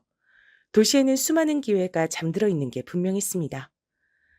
지금 내 생활을 보자면 서울에서 성공하여 사는 것은 말도 안 되는 일이겠지만 꿈은 꾸라고 있는 거잖아. 나도 멋지게 살아보고 싶어. 열심히 공부를 하면 그 꿈에 조금은 더 가까워질 수 있겠지. 그래서 학업을 계속 이어가고 싶었습니다. 하지만 온 가족이 굶어 죽는 상황이 오지 않는 이상 끊임없이 지원을 받고 살 거대한 벽을 전 넘을 수가 없었어요. 그 벽의 이름은 친정오빠였고 또한 집안의 장남이었습니다. 장녀는 장남을 이길 수가 없더라고요. 저는 중학교를 다니면서도 온갖 집안일을 도맡아 했고 동생들을 가르치며 솔선수범하는 언니였는데 그런 저의 노고를 부모님께선 알아주지 않으셨습니다. 그래봤자 네가 대학교 갈 수 있는 것도 아닌데 뭘 그렇게 학교를 아쉬워해. 중학교까지 다닌 것도 감지덕지하고 졸업하자마자 돈 벌러 떠나라. 엄만 왜 제가 대학교를 갈 수 없다고 단정 지으세요? 그걸 네가 몰라 물어? 진짜로 몰라서 지금 물어보는 거야? 말썽 한번 부리지 않고 커온 넌 이 엄마의 자랑이었는데 이젠 실망을 안겨주려고 하는구나. 아니에요. 몰라서 그런 거 아니에요. 다 알아요. 제가 대학까지 가는 건 무리겠죠. 죄송해요. 그냥 해본 소리였어요. 그래야지. 엄마 힘들게 하지 마. 부탁할게. 네가 아니더라도 엄마는 이미 너무 힘이 들고 피곤해. 하루 종일 밖에 나가서 어렵게 돈 벌어오는데 자식 새끼가 속을 썩이면 부모 마음은 썩어 문드러지는 거야. 네, 죄송해요. 근데 엄마, 중학교 졸업하면 돈 벌러 떠나라고요? 떠나요? 제가요? 어디로요? 어디든. 여기선 돈 벌러 다니는 곳이 너무 한정적이잖니. 없다시피 하지. 그래서 엄마도 네 아버지도 멀리까지 나가서 돈 버는 거잖아. 너도 그래야겠지. 제가 반은 맞고 반은 틀렸습니다. 꿈은 꾸라고 있는 게 맞았지만 아무나 그 꿈을 꾸는 게 허락되는 건 아니었어요. 오빠가 고등학교 다녀야 했기 때문에 전 학업을 더 이어갈 수 없었고 돈을 벌어야만 했습니다. 제가 친정 부모님으로 하여금 집안일에 아무 신경 안 쓰시도록 하는 것 정도로는 한계가 있었던 거예요. 돈. 언제나 바로 이 돈이란 것이 문제였죠. 삭막한 현실 앞에서 전 체념을 하려고 했지만 그때 왠지 솔깃한 소리가 제 귀를 잡아챘습니다. 그건 서울에 살다가 온 이웃집의 언니, 오빠가 하는 이야기였어요. 고등학교도 다니고 일도 하고 동시에 해낼 수 있는 방법이 있어. 정말이에요, 언니? 그런 방법이 세상 천지에 어딨어요? 네가 정말 청정 시골 소녀긴 하구나. 넌 야간 고등학교란 것도 아직 못 들어본 거야? 낮 동안은 공장에서 일을 하고 밤이 되면 야간 고등학교 다니잖아. 그러다 보면 혹시 아니? 대학교 진학도 노려볼 수 있을지? 그런 게 다 있었어요? 그러고 보니까 돌아가신 저희 할아버지께서 요즘 도시에서는 학생들이 돈 벌면서 공부를 한다나? 그런 말씀을 하신 적이 있었는데, 바로 그거였군요. 이웃집 언니가 저에게 그런 소리를 해줬을 때 옆에서 이웃집 오빠도 거들면서 그게 사실이고 진짜로 있다고 말을 보태줬어요. 전 열심히 머리를 굴려서 친척들 중에 한 집이 서울에 살고 있다는 사실을 떠올려냈습니다. 친할아버지께서 돌아가셨을 때 다들 모였었고 그때 제가 친척들의 이모저모를 알게 된 바 있었거든요. 어려운 환경을 이겨내고 공부와 일, 두 마리 토끼를 다 잡은 청년들의 얘기를 추가로 듣고 난 전 어느새 열의에 불타올라 있었습니다. 태어났으면 말은 제주로, 사람은 서울로 이런 말도 있잖아. 그래, 서울로 가자. 어떻게든 악착같이 살아남는 거야. 야간고등학교 다니면 어쨌든 고등학교 학력도 생기겠지. 정말 멋진 일이야. 당연한 얘기였지만 제 친정집은 절 도시로 보낼 만큼의 돈이 없었습니다. 그래서 제가 서울을 입에 올렸을 때 부모님께선 도대체 누가 저한테 이런 헛바람을 넣은 거냐며 눈에 불을 켜셨어요. 친정 오빠가 크게 가세를 했습니다. 저건 말도 안 되는 소리예요. 서울이라니. 저도 태어나서 딱 한 번밖에 못 가본 곳인데 절 제치고 서울 생활을 한다고요? 어림도 없죠. 그리고 제가 집을 영영 떠나버리면 집안일은 누가 하고요? 그때는 몰랐으나 지금 생각을 해보면 오빠는 제가 당돌하게 타지 생활, 그것도 서울을 거론하니까 질투심을 느꼈던 것 같아요. 본인은 그럴 생각조차 못 해봤으니까요. 친정 오빤 제가 인근 지역의 공장을 다녀야 한다고 주장했습니다. 친정 부모님께서도 맞다 동의를 표하셨고요. 제가 위기에 봉착해 있던 바로 그때 친정 동생들이 들고 일어났습니다. 아니요. 언니는 서울로 가야 해요. 집안일은 저희가 번갈아서 하면 돼요. 언니가 이미 한참 전부터 혼자 도맡아 온 집안일인데 저희라고 못할 거 없어요. 그리고 이미 저희가 많이 언니를 도우면서 같이 하고 있었고요. 그러니까 집안일은 문제 없어요.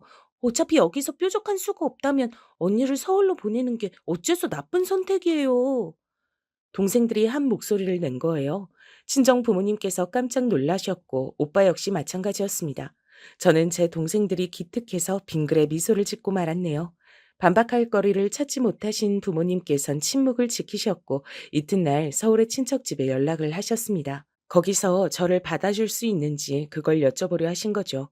천만다행히도 친척집에서 얼마 가는 저를 맡아줄 수 있다고 답변을 해왔습니다. 사유가 놀라웠어요. 다른 애였다면 거절했겠지만 저라서 받아주기로 했단 것이었는데요. 돌아가신 친할아버지께서 제 칭찬을 몇 번 하신 것을 들은 바 있었기에 좋은 인상을 가지고 있다고 그러셨어요.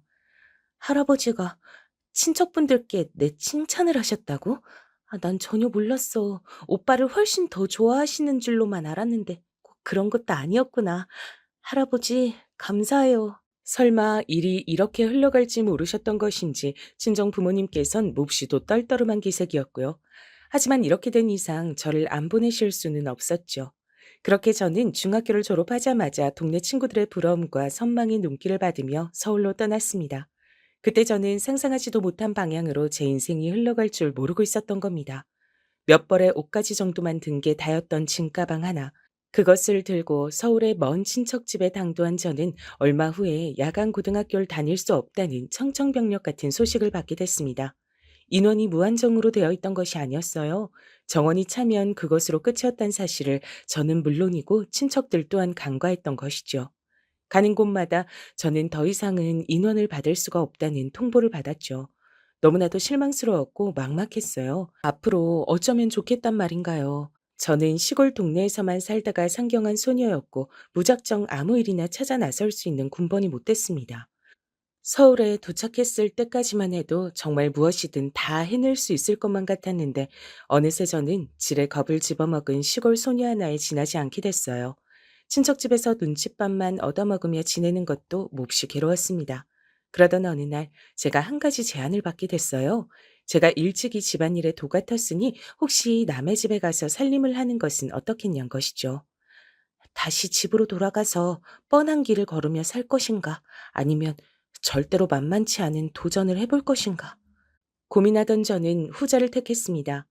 친할아버지께선 친정오빠를 향해 사내가 칼을 뽑았으면 무라도 베어야 한다며 곧잘 말씀하시곤 했는데 비록 제가 사내는 아니었으나 이왕 서울에 오는 일을 벌였으면 죽이 되든 밥이 되든 이곳에서 결단을 내는 것이 옳다고 봤습니다. 그리고 이때의 결정은 제 운명을 영영 바꿔놓았죠. 저는 반년에서 길면 1년 동안 가정부로 일을 해줄 사람을 구하던 집으로 들어갔습니다. 당시에 가게를 새로 준비하는 문제 때문에 몹시 바빴던 중년의 부부는 까다로운 인상을 하고 있었으나 막상 성격들은 보통이어서 일을 하는 게 어렵진 않았어요. 결혼 준비를 하고 있던 큰딸, 대학생이던 아들, 고등학교를 다니던 작은 딸, 이렇게 삼남매의 끼니만 챙기고 빨래를 하는 것이 주된 일이었습니다. 이건 내가 꿈꾸던 생활이 아닌데 나는 고작 이런 일을 하려고 서울까지 온 걸까? 가끔 이런 생각이 들 때면 한없이 우울해지곤 했습니다. 그럴 때마다 저의 기분을 풀어주었던 건 대학생 아들이었어요. 제 친정오빠도 만약 대학을 가게 된다면 이렇듯 근사한 청년이 되는 것일까 하는 궁금증이 매번 피어오를 정도로 준수한 사람이었습니다. 외모도 호감형이었고 꽤 잘 사는 집안의 아들이면서 잘난 척을 할 줄 몰랐어요. 그 점이 무척 좋았고 존경스럽기도 했습니다. 제 부족한 맞춤법을 고쳐주기도 했고 친정집에 편지를 붙이는 걸 3번이나 도와주기도 했어요. 시간이 지나 일을 그만두게 됐을 때 저는 다른 일자리를 이미 구한 뒤였기 때문에 홀가분하게 떠날 수 있는 것이 당연했으나 이상하게 기분이 개운치 못했죠. 저는 이 대학생 아들과 마지막으로 인사를 나누는 순간 그 이유를 알아차렸습니다. 그가 바로 저의 첫사랑이었기 때문입니다. 나는 이 오빠를 내내 좋아했었구나. 누군가를 이토록 좋아해 본 일이 없었기에 자각하지 못하고 있었어. 어차피 깊게 품어봤자 소용이 없을 이뤄질 수 없는 관계니까 내 마음속으로만 영영 간직해야겠지. 제가 아직 18살이었던 것보다 앞서는 사실은 그의 집안과 저의 집안이 가진 차이였어요. 소위 계급이란 것이 달랐습니다. 그는 저에게 제가 20살이 되면 기념으로 선물을 주고 싶으니 꼭 연락을 달라고 해줬어요. 처음부터 끝까지 다정한 사람이었습니다. 그러니 좋아할 수밖에 없었던 것 같아요. 눈물을 훔치고 돌아선 저는 집으로 내려가긴 싫어서 힘들게 구했던 미용 일을 하기 시작했습니다. 그리고 20살이 됐을 때 고민을 하다가 에라 모르겠다 싶어서 그에게 연락을 해봤죠. 마음은 떨렸으나 그걸로 인해 무슨 일이 벌어지리라곤 생각도 못했습니다. 하지만 그 전화 한 통으로 인해 저는 그와 오랜만에 마주하게 됐고 인연을 이어가게 됐으며 놀랍게도 고백까지 받게 됐습니다. 그는 저와 꼭 결혼을 하고 싶다 그랬어요. 그만큼 저를 진지하게 생각한다 그랬습니다.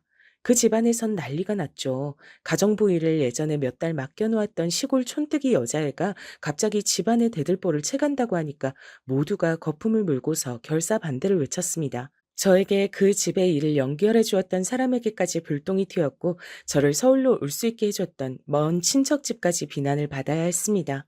그 결과 멀리 제 친정집까지 소식이 닿죠. 언감생심, 닿지도 못할 곳에 손을 뻗지 마라. 분수에 맞게 살 때가 가장 행복한 거야. 오르지 못할 나무 쳐다보라고 서울 가는 걸 허락했던 게 아니야. 그러니까 엄마 말 들어. 친정엄마께선 진정 안타까운 목소리로 절 만류하셨습니다. 전 스스로 멍청이라고 생각한 적은 없었는데 그건 자만이었던 것 같아요. 왜냐면 얼마 후 제가 임신을 했기 때문입니다. 고작 21살 때의 일이었네요. 임신을 한 것을 알곤 기쁨보단 두려움과 막막함이 앞섰습니다. 앞으로 제 인생은 어떻게 되는 것일지 눈앞이 캄캄했어요. 저의 임신에 그 집안도 제 친정도 발칵 뒤집힌 건 당연했고요. 제가 그의 아이를 가졌다는 것, 그리고 그가 변함없이 절 원하고 있다는 것, 이 두 가지 때문에 그 집안에선 마지못해 절 받아들여 주셨습니다. 한때는 제가 어설프고 어린 가정부로 일했던 그 집에 임신을 한 며느리가 되어서 다시 들어가게 됐을 때 저는 이루 말할 수 없는 오묘한 기분이 들어서 몇 날 며칠을 잠을 이루지 못했던 것 같아요. 결혼식은 없었고 아이가 태어나고 나면 천천히 진행하자는 이야기 정도가 얼핏 들려왔습니다. 좋은 집안의 남자를 용케 잘 물었구나. 네가 나보다 성공했네. 그래, 인정한다. 네가 서울에 가서 멋지게 해냈어. 그때는 저를 비웃는 것으로 들렸었으나 지금 보자면 친정오빤 진심을 담아서 저에게 그런 말을 전했던 것 같네요. 제가 원한 것은 그런 삶이 아니었습니다. 하지만 그 상황에서 제가 달리할 수 있는 게 없었어요. 불러오는 배를 어루만지며 숨을 죽이고 있는 것, 그게 전부였습니다. 그 집의 막내딸은 대학생이 되어 있었고 저를 볼 때마다 경멸의 눈길을 보냈어요. 자기 부모 앞에서 제가 출산을 하다가 죽어버렸으면 좋겠다는 말도 서슴없이 했습니다. 너무나도 괴로웠죠. 하지만 아이를 생각해서 참고 또 참았습니다. 어찌됐든 일은 벌어졌고 견디는 게 능사였으니까요. 건강한 딸을 낳았을 때 저는 이제 됐다라는 생각으로 안심이 되어서 울었습니다. 기쁜 눈물이었어요. 그러나 제가 또 멍청했으며 순진했던 것이죠. 그 집안에 어른들께서 오시더니 아기가 생긴 게 친탁을 했네라고 입을 모으셨을 때부터 알아봤어야 했는데 얼마 후에 전 버려졌습니다. 멍청했던 저는 그와 제가 정식 부부라고 생각했으나 혼인신고가 되어 있지 않았어요. 그리고 그에게는 어느새 다른 결혼할 여자가 생겨 있었죠. 그 집안에서 강력하게 밀어붙인 결혼이었습니다. 그는 저에게 미안하다 그랬어요. 어쩔 수 없다고도 했었죠. 제가 낳은 아기는 결혼하고 나서 5년이 흐르는 동안 3번의 유산을 했고 앞으로는 임신이 힘들 것 같다는 병원의 소견을 받았던 그 집의 첫째 딸을 키우겠다 그랬습니다. 자기 동생의 핏줄이니까 자기가 키우는 것도 괜찮다고 그랬던가. 하여간 너무 개소리라서 극심한 충격을 받았던 나머지 자세한 말은 기억이 안 나네요. 사랑도 잃고 아기도 잃었습니다. 고작 저에게 100만 원을 내밀며 썩 꺼지라고 하던 그 집안 사람들이 증오스러웠어요. 하지만 제가 할 수 있는 건 없었죠. 왜냐하면 제 친정 식구들이 눈물로 저를 만류했기 때문입니다. 그냥 줘버려. 그래야 너도 새 출발을 할 것 아니야. 그깟 아기 따위 중요하지 않아. 뭐라고요? 그깟 아기? 제가 낳은 제 아기예요. 엄마의 친손주인데 어떻게 그런 말씀을 하세요? 그럼 네 인생은 어쩌고? 창창한 네 앞날이 기다리고 있는데 그럼 그깟 아기 따위 대수겠어?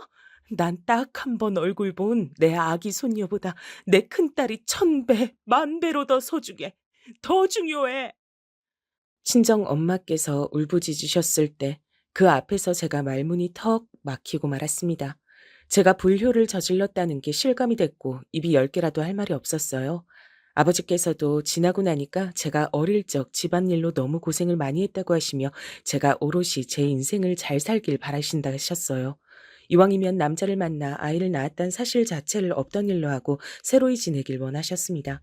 동생들도 마찬가지였어요. 제가 왜 모든 짐을 지고 가야 하냐며 과거를 싹 잊고 더 잘 살면 될 일이라고 입을 모았습니다.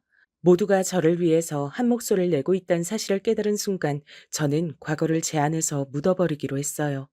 그렇게 결심한 날 제 스스로의 뺨을 미친 듯이 때렸었죠. 과거의 저를 책망하는 행위였고 아기에게 미안하다는 뜻이었고 앞으로 정신 차리고 살겠다는 다짐이기도 했습니다.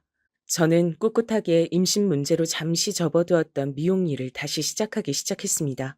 큰 돈은 안 벌렸지만 기술을 배울 수 있어서 좋았고 인맥을 만들어가는 것도 재밌었어요. 친정오빤 그럭저럭 무난한 대학을 나왔고 셋째는 중학교까지만 나왔으나 넷째와 막내는 고등학교까지 졸업장을 땄습니다. 각자의 자리에서 열심히 살았죠. 친정 오빠가 갑작스럽게 결혼을 하겠다고 밝혀 모두를 놀라게 했는데 새언니가 4살이나 더 연상이라서 그랬던 것이더라고요. 저 언니 앞에선 꼼짝을 못하잖아? 툴툴거리기 대장인 오빠를 저렇게 얌전하게 만들다니 신기하다. 짝이란 건 정말로 있는 건가 봐. 새언니는 여장부 기질이 있는 사람이었죠. 친정 오빠를 휘어잡았습니다. 어쩌다 보니 결혼을 서두르게 됐는데 고민을 하던 저는 모았던 돈을 두 사람에게 내어주었어요. 살림 차리는데 보태라고 말입니다. 그러자 오빠가 난생 처음으로 제 앞에서 눈물을 보였습니다. 고맙고 미안하다고 하더군요.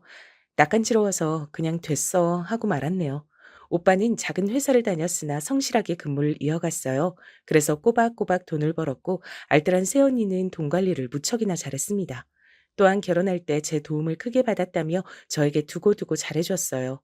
새언니의 친정이 제 친정집과 썩 멀지 않았는데요. 새언니는 자기 시댁을 무척이나 잘 챙기면서 항상 큰 동생님 대신이다라는 말을 하곤 했습니다. 새언니가 말하는 큰 동생은 저이고요. 이게 생각지도 못한 결과를 냈어요. 외할아버지께선 일찍 돌아가셨고 외할머니 혼자 외삼촌 댁에 남으셔서 지병이 악화된 채 오늘 내일 하고 계셨는데요.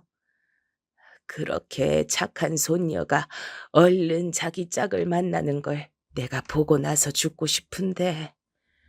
하도 제 얘기를 좋게 들으셔서 그런지 제가 좋은 사람과 결혼하는 걸 보고 싶다고 언제부턴가 입버릇처럼 말씀을 하기 시작하신 겁니다. 그러자 외가 친척들이 열심히 나서서 괜찮은 결혼 상대를 저에게 붙여주고자 했습니다. 새언니도 신이 나서 참여를 했다고 하고요. 제가 뒤늦게 이걸 알고 나서 펄쩍 뛰었는데 결과적으로는 친척들이 합세하여 밀어붙인 사람하고 결혼을 하게 됐답니다. 자존심 내세우며 거절을 하기엔 남편이 너무 좋은 사람이었거든요. 인물은 보통이었는데 제 눈엔 처음부터 멋져 보였고 고등학교를 나온 이후로 쭉 열심히 일만 하며 살아온 이력도 마음에 들었습니다. 무엇보다 남편은 제 과거를 다 듣고도 감싸준 사람이었어요. 멍청한 판단을 내렸던 과거의 저를 장난으로라도 책망하지 않았고 그저 보듬어 주었답니다. 남편은 서울 토박이었고 시댁은 저희 부부가 결혼할 당시 서울 근교에 경기도에서 새롭게 터를 잡은 직후였죠. 특별히 잘 살지도 못 살지도 않았던 시댁 집안에선 저를 썩 마음에 들어 하진 않았더랬죠. 남편이 꼭 저와 결혼해야 하겠다고 강력히 나왔기 때문에 어쩔 수 없이 허락을 해줬을 뿐이었어요. 그래서 저는 결혼하고 나서 시댁 식구들한테 많이 구박을 받으며 지냈습니다. 집안 행사에서 가장 고되게 노동을 하며 칭찬 한마디 못 듣는 존재였죠. 그러다 제가 아들을 낳았는데요. 이때부터 제 처지란 것이 달라졌어요. 시부모님께서 손자라면 꿈뻑 넘어가셨거든요. 손자 사랑이 지극하셔서 자연스레 저도 어엿한 며느리로서 인정을 받게 됐답니다. 이게 다 내가 아들을 잘 둔 덕분이구나. 우리 아들 너무나도 고마워. 내가 세상에서 가장 귀하게 키워줄게. 그러니 제가 저희 아들을 얼마나 예뻐했겠나요. 눈에 넣어도 아프지 않는다는 말이 왜 나왔는지 알겠더라고요. 커가는 아들을 보면서 행복했고 저의 평탄한 결혼 생활을 보며 친정 식구들이 무척이나 좋아해 줬습니다. 제가 마음 한구석에 묻은 제 딸의 존재를 애달프게 여겼다는 사실은 저 혼자만의 비밀이었죠. 제 배로 낳은 자식인데 어찌 있겠나요? 잘 살고 있는지 궁금할 때가 많았으나 애써 눌러두었습니다. 이런 애끓는 심정은 남몰래 일기장에 끄적거리곤 그대로 덮어뒀어요. 저희 부부에게 둘째는 없었어요. 이상하리만치 아이가 생기지 않았죠. 그래서 외동아들을 키우는 것이 저희 부부의 운명이라고 받아들였습니다. 외동이기에 더욱 귀하게 키웠던 듯 싶네요. 저희 아들이 한창 초등학교를 다니고 있을 무렵 애석하게도 시댁에 일이 좀 생겼고 경제적으로 많이 힘들어졌어요. 그래도 아들에겐 티를 안 내려고 저희 부부가 억지로 웃음 지으며 버텼던 것 같네요. 나이가 들수록 오남매란 사실이 감사해졌어요. 피를 나눈 제 형제들이 있으니 늘 외롭지 않게 살았습니다. 하지만 제 인생이 동반자라고 할 수 있는 남편이 병을 얻어 쓰러졌을 땐 그런 것도 다 소용없게 느껴지더군요. 제 남편이 죽는다는데 형제들이 다 무슨 소용인가 싶었어요. 여보, 이제야 자식 다 키워놓고 우리 이제 숨을 돌리고 편안히 잘 살아보자고 하는데 대체 이게 무슨 일이에요? 이러면 안 되죠. 이럴 순 없는 거예요. 아픈 사람 앞에서 제가 그런 추태를 보였습니다. 남편을 위로하고 힘을 줬어야 했는데 제 두려움과 슬픔부터 보였나 봐요. 제가 그 지경으로 부족한 사람이었네요. 저란 사람 자체를 감싸주고 받아주었던 남편은 제 인생의 은행 같은 존재였는데 제 곁을 영영 떠난다는 사실이 미치도록 괴로웠습니다. 처음 만났던 그때처럼 남편은 인자한 미소로 절 보듬어 줬죠. 그리고 세상을 떠나기 전에 이루고 싶은 바람을 밝혔습니다. 내 자식이 장가 가는 것까지 보고 떠나고 싶은데 그건 너무 어려운 바람일까? 당신 생각은 어때? 그래요. 장가 보냅시다. 네, 결혼시켜버려요. 당신이 원한다는데 못 이뤄줄 것도 없죠. 아들에겐 진지한 감정으로 교제 중인 여자친구가 있었어요. 아들보다 2살 연상의 그 여자친구를 저는 며느리감으로 마음에 들어 하지 않았습니다. 친부모한테 어릴 적에 버려져서 조부모의 손에 자랐다가 친척 집에 맡겨졌다가 성인이 된 이후로는 내내 혼자 지내왔다는 이야기가 제 마음을 너무나도 쓰리게 했거든요. 제가 자식을 낳고 키워보니까 그렇더라고요. 제가 고난과 역경을 당하는 건 괜찮아도 자식에게 그런 걸 당하게 할 순 없는 법이었어요. 이왕이면 자식이 좋은 것만 보고 평탄한 길만 걷길 바라고 이미 다 큰 성인임에도 물가에 내어놓은 어린아이를 보는 기분이 들고 이런 게 부모의 마음인 듯 싶더군요. 그래서 결혼을 반대해 왔었습니다. 결혼 말고 연애만 재밌게 하라고 했었죠. 남편은 제 뜻을 무조건 따르겠다는 명목을 고수해 왔었고요. 근데 삶의 끝이 보이게 되자 남편은 진심을 내비쳐 왔어요. 아들을 결혼시키고 싶어 했습니다. 저는 그 뜻에 맞춰줄 도리밖엔 없었네요. 아버지, 엄마, 감사합니다. 결혼해서 정말 행복하게 잘 살 거예요. 약속드려요. 저도 약속드릴게요. 두 분을 실망시키는 일 없이 화목한 가정 이루면서 그렇게 살겠습니다. 아들과 며느리는 눈물을 보이며 행복한 앞날을 꿈꿨습니다. 결혼식은 행복한 웃음과 서글픈 눈물이 동시에 가득했었죠. 선남선녀를 바라보는 행복한 웃음, 죽을 날을 받아놓은 이를 바라보는 서글픈 눈물이었습니다. 하지만 남편은 정작 행복하다고만 했었어요. 그리고 결혼식 이후로 2달이 지났을 때 조용히 눈을 감았습니다. 남편은 떠나기 전 저에게 편지를 남겼어요. 유서라 표현하지 않고 편지라고 했었죠. 당신이 워낙 편지 받을 것을 안 좋아하는 것 같아 그동안 간단한 카드만 써줬었는데 죽을 날 앞두고 웬일로 편지를 써봤으니까 나 떠나고 난 뒤에 천천히 읽어봐. 제가 멍청한 판단을 내렸던 후회로 얼룩진 그 첫사랑의 일화 때문에 편지를 별로 안 좋아했죠. 그와의 추억이 너무나도 깊게 묻어있는 게 편지란 것이었으니까요. 남편은 그걸 다 알고 있었기에 절 맞춰주며 살았던 것입니다. 마지막까지 절 향한 배려가 느껴지는 남편의 모습에 저는 목 놓아 울었습니다. 지금 와서 해상을 해보면 살면서 이런 인연을 만날 수 있던 것에 감사하는 울음이기도 했던 것 같아요. 저에겐 사랑하는 아들이 있었고 이제 며느리도 있었으니 든든하지 못할 이유가 없었습니다. 안일하게도 그렇게 생각했었습니다. 몇 달 뒤 아들이 믿었던 지인에게 사기를 당해서 돈을 잃는 일이 생겼는데요. 이전에 시댁이 힘든 일을 겪으며 가세가 기울었던 전적을 어렸을 때 봐서 알고 있던 아들이 크게 자책했습니다. 나는 어릴 적에 그런 걸 봐놓고도 이런 실수를 저지르는구나. 나 같은 머저리가 세상에 또 있을까? 머리를 감싸주며 자책하는 아들에게 전 괜찮다고 다시 일어나면 된다고 용기를 북돋아줬어요. 그러나 저보단 며느리가 아들에게 훨씬 더 힘이 되고 의지가 돼주더군요. 결혼한 지 얼마 안 돼서 이런 힘든 일을 겪게 됐는데도 며느리는 꿋꿋했으며 제 아들을 원망하지 않았습니다. 그런 며느리의 태도에 아들도 절망의 구렁텅이에서 조금씩 빠져나왔고요. 며느리의 존재가 얼마나 고마웠던지 몰라요. 둘을 결혼시키길 잘했어. 이렇게 보니까 천생연분이 따로 없다. 너무 고마워서 저도 며느리를 그 이전보다 살뜰히 챙겨주고 잘 대해주려고 애를 썼습니다. 며느리도 점차 저에게 마음을 여는 게 보여졌어요. 저는 살면서 어른의 따스한 품 안을 별로 못 느껴봤었는데 어머님 덕분에 너무 행복하고 안락한 시간을 보내고 있는 것 같아요. 조용한 미소를 지으며 그렇게 말을 해주던 며느리가 너무 대견하고도 기특하게 느껴졌죠. 존재만으로도 고마운 며느리, 제가 세상에서 가장 사랑하는 아들, 그 두 사람을 제가 동시에 잃을 줄은 몰랐습니다. 결혼 1주년이 얼마 안 남았다고 말하던 아들이었어요. 그런 제 아들이 하루아침에 심장마비로 세상을 떠났습니다. 저는 믿을 수 없는 현실에 울부짖다 몇 번이고 실신했으며 넋이 나간 채로 며느리는 하염없이 눈물만 흘렸어요. 친할아버지께서 심장마비로 세상을 떠나신 바 있었고 남편도 몸이 안 좋아서 일찍 눈을 감았는데 제가 멍청하게 안일해서 아들의 건강을 진작 살피지 못했기 때문에 이런 비극이 벌어진 것 같았어요. 아들을 보내고 나서도 보낸 게 아니었습니다. 가슴이 아파서 죽을 것만 같았죠. 또한 며느리는 앞으로 어떡할지 걱정도 됐습니다. 아들이 허무하게 떠난 뒤 저는 막내 동생이 하도 제가 걱정된다며 성화를 부려서 그 집에 가서 있었어요. 그러다 며느리 생각이 나서 전화를 걸었는데요. 어머님, 저는 잘 살아갈 테니까요. 부디 어머님도 잘 사셔야 돼요. 묘한 음성이었습니다. 떨리는 듯 의연한 목소리였어요. 그날은 꿈자리도 뒤숭숭했습니다. 그래서 이틀 뒤 다시 연락을 해봤는데 안 받더라고요. 며칠이 지나서 다시 해봤을 땐 없는 번호라는 안내가 나왔습니다. 심장이 철렁 내려앉았어요. 이제 새 출발하고 싶은 거겠지. 그러니까 그냥 찾지 말고 내버려둬. 그 편이 서로에게 좋아.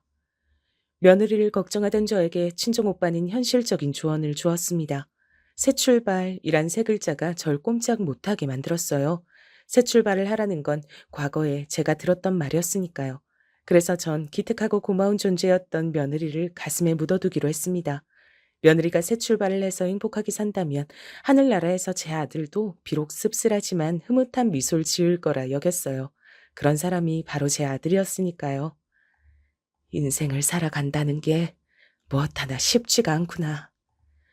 저를 걱정하고 위하는 친정 식구들을 위해서라도 삶을 포기할 순 없었고 저는 꿈을 꾸던 시골 소녀의 시절을 상기하며 매일을 열심히 살아보기로 다짐했어요.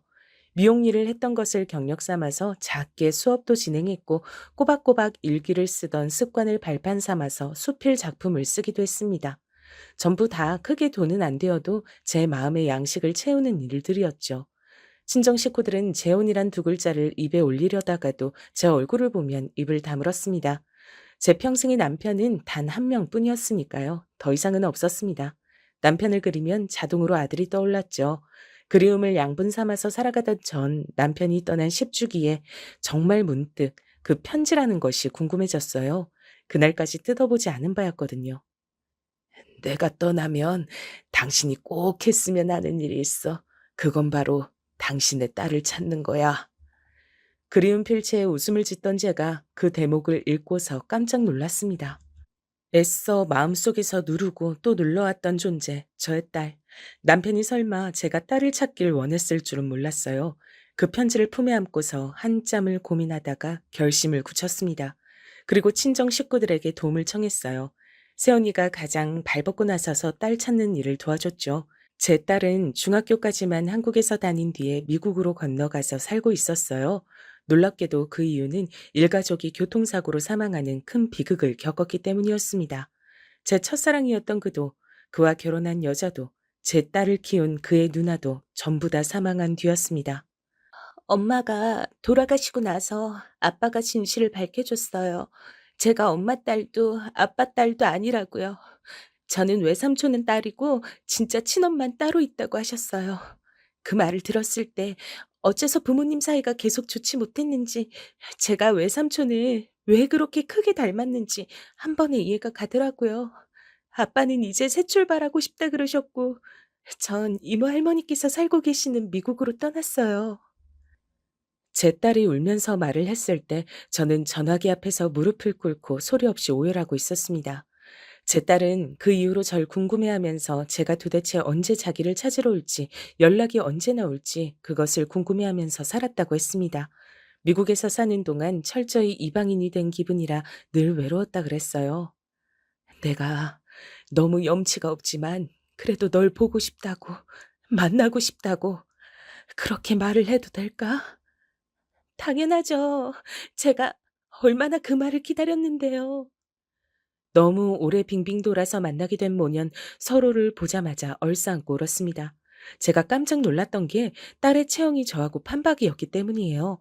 누가 봐도 제 딸이더군요. 한국에 들어온 딸은 이제 외롭게 살고 싶지 않다며 저와 있고 싶다 그랬습니다. 친정 식구들도 전부 눈물로 딸을 환영해 줬어요. 딸은 경제적으론 부족함 없이 살아왔으나 언제나 정에 목말랐다고 했어요. 가족의 정을 느끼게 된 딸은 만면에 미소를 짓게 되었고 미국에서 연을 맺었던 상대가 한국에 들어오자마자 결혼 약속을 했습니다. 제 사위인데요. 영어로 표현하자면 정말 나이스한 사람입니다.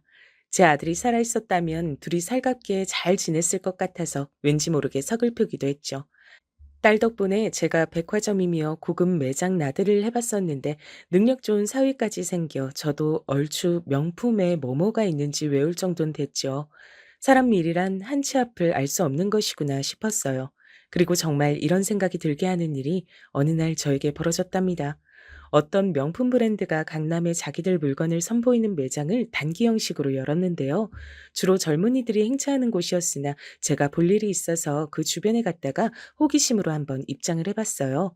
명품 매장 가려고 작정했던 것이 아니니 차림새는 단출했습니다.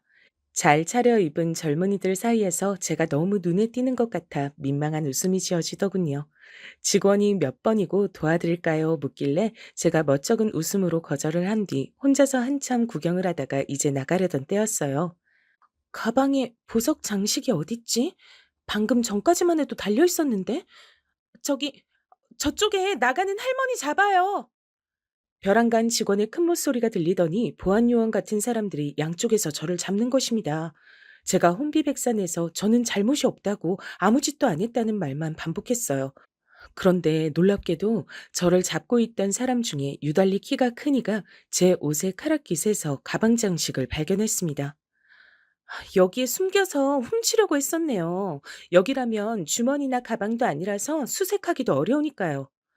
세상에, 이게 다 무슨 일인지 환장할 노릇이었습니다. 놀란 가슴에 고개만 저었는데 저를 경찰에 신고하겠다는 소리가 들려와서 더욱 놀랬죠. 눈앞이 노래지던 절체절명의 때에 맑고 또렷한 음성이 들려왔습니다. 뭐 하는 짓이에요? 당장 그 손 놓으세요. 내가 이 브랜드에 갖다 바친 돈이 얼만데 이런 꼴이나 봐야 하나요? 깔끔하지만 기품이 넘치는 정장 차림의 여자는 경호원들을 대동한 채였어요. 딱 봐도 예사의 인물이 아니었죠. 즉각 직원들이 정중하게 인사들을 올리더군요. 이렇게 대단한 여자가 제 편을 들어주는 것 같아서 다행이란 생각부터 들었습니다. 여기 이분이 가방 장식을 훔쳐가려고 하셔서 잠깐 소란이 있었습니다. 불편드려 죄송합니다. 나는 아니에요. 대관절, 그게 왜 내 옷깃에 붙어 있었던 건지 모르겠으나 내가 그런 거 아니에요. 내가 왜 그런 걸 훔치겠어요. 직원의 말에 저는 정신을 차리고 열심히 반박을 했습니다. 그러자 대단한 인물일 게 뻔한 여자가 제 쪽을 보며 싱긋 웃더군요. 아니라고 하시잖아요. 근데 왜 M1 사람을 도둑으로 확정하셨어요? CCTV 당장 확인 가능하시죠? 현장에서 너무 명백한 증거가 나와서 어쩔 수 없었습니다. 그게 어쩌다가 옷깃으로 간 건지 그것까진 모르시잖아요? 근데 무슨 명백한 증거요? 이분이 누구신 줄 알고 그러시나 모르겠는데 저희 어머님께 그렇게 함부로 구시면 곤란하죠. 어, 어머님이요? 죄송합니다. 실례가 많았습니다. 저를 보며 싱긋 웃었을 때 그제야 알아봤습니다. 바로 제 며느리였던 거예요. 근 20년 만에 보는 얼굴이었는데 10년 정도밖에 안 지난 것처럼 어여쁘고 고왔어요. 이 놀라운 재해 속에서 저는 눈시울이 뜨거워지고 말았습니다. 제가 남편만큼이나 그리고 아들만큼이나 며느리를 그동안 그리워했음을 그제야 스스로 깨달은 순간이었어요. 저는 이렇듯 나이가 들어도 멍청해서 늘 깨달음이 늦곤 했습니다. 너였구나. 너였어. 그간 잘 지냈니? 어떻게 살았니? 연락도 안 되고 그렇다고 내가 찾아 나설 수도 없고 얼마나 네가 궁금하고 걱정이 됐는데. 어머님, 오랜만에 뵙습니다. 멀리서 딱 어머님을 전 알아봤어요. 이러려고 제가 오늘따라 여길 와봤나 봐요. 어머님, 그간 잘 지내셨죠? 며느리의 목소리가 조금 떨리고 있었습니다. 무슨 말이 필요하겠나요? 저는 며느리의 손을 꼭 마주잡은 채 눈물을 흘렸습니다. 인생을 살면 살수록 지나간 모든 인연이 애틋하게 느껴졌으니 제가 며느리를 다시 본 게 얼마나 반가웠던지 모릅니다. 그 매장에서 CCTV를 확인할 필요도 없었어요. 어떤 젊은 아가씨가 어수선한 분위기의 매장으로 들어서면서 두리번거리더니 직원한테 가서 실토를 한 겁니다. 자기가 구경을 하다가 가방에 달린 장식을 분리시키고 말았는데 배상할 게 겁이 나서 도망갔다 양심에 찔려서 돌아왔다고 하더군요. 아, 그러고 보니까 제가 무릎이 아파서 잠깐 마련된 소파에 앉아 있을 때 그 아가씨가 제 주변에서 가방을 든 채 구경하고 있었던 게 기억났죠. 분리된 장식이 저한테로 잘못 떨어졌던 거예요. 직원들은 일동 저에게 정중한 사과를 올렸으며 눈물바람이 된 젊은 아가씨 대신에 며느리는 자기가 배상을 하겠다고 했습니다. 그 멋진 모습에 저도 모르게 씩 미소가 지어졌어요. 며느리와 회포를 풀 자리가 벌써 기대됐죠. 자리를 옮겨서 한참이나 대화를 나눴어요. 딸을 찾은 제 얘기를 들은 며느리가 연달아 놀랐는데 저야말로 며느리의 이야기에 제대로 놀란 사람이었습니다. 생사도 모르던 친부한테서 연락이 온 것도 모자라서 재산을 물려받았는데 그게 막대한 재산이었다니. 세상에 그런 일도 다 일어나는구나. 네 복이다 복이야. 며느리의 친모는 알고 보니 돌아가신 지 오래였고 친부는 외국에서 재혼을 하여 성공한 사업가의 삶을 살았으나 가족들과 사이가 안 좋았던 모양입니다. 큰 병에 걸리자마자 친딸을 찾아 몰래 재산을 다 물려주겠노라 작당을 한 걸 보면 짐작이 갔죠. 몰래 재산을 정리하여 며느리에게 물려주고서 세상을 떠나셨다고 하더군요. 며느리는 그 재산이 없었더라도 문제 없었을 만큼 감각적인 인테리어 사업으로 성공 가도를 달리고 있었고요. 그러던 채에 날개까지 단 것이죠. 이제는 대단한 사업체의 대표님이었습니다. 절 만나고 싶었으나 과거에 너무 깊은 시리에 빠져서 잠적을 했던 것이 떠올라 저에게 미안한 마음이 커서 차마 그러지 못하고 망설여 왔다던 며느리는 저는 품에 안고 토닥여 주었습니다.